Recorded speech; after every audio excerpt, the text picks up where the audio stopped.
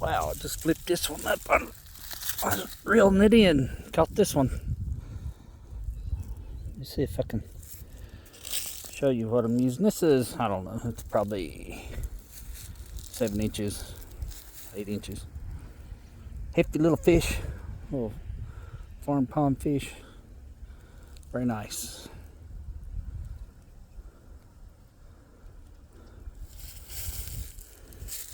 Of course, I'm releasing all these fish. And it's a little bank drop off here. Sort of have to drop them in sort of easy. Well, wasn't real easy, but yeah. Cool. Show you the setup I'm using. And I'm just trying to catch bluegills. I'm not bass fishing. Usually when I bass fish, I don't catch anything, so go figure. But we got us a little bobber here. Got a little ultralight reel, 4-pound test. We got, can't remember what this is called. It's called a trout something or another. It's actually, they want you to use it for trout fishing, but it's like a 16 ounce or 8 ounce jig head. It's just a little plastic split tail grub. And I just throw it out. I'll show you how I'm fishing it. And it's usually reeling it in when the bass hit it, and the bluegills hit it when it's sort of stationary.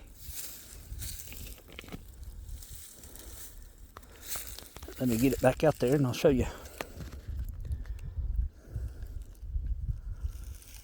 This is middle of April. And just throw it out there. I don't have my chest holder on for my phone to hold my camera for me, so I didn't know I'd be catching any fish really. Anyway, zoom in a little bit and just pull it through the water. When it goes down, they pretty much hook themselves. Those trout hooks are really sharp. They're small enough where you can hook about any fish. But you just drag it through the water. That's how I've been doing it.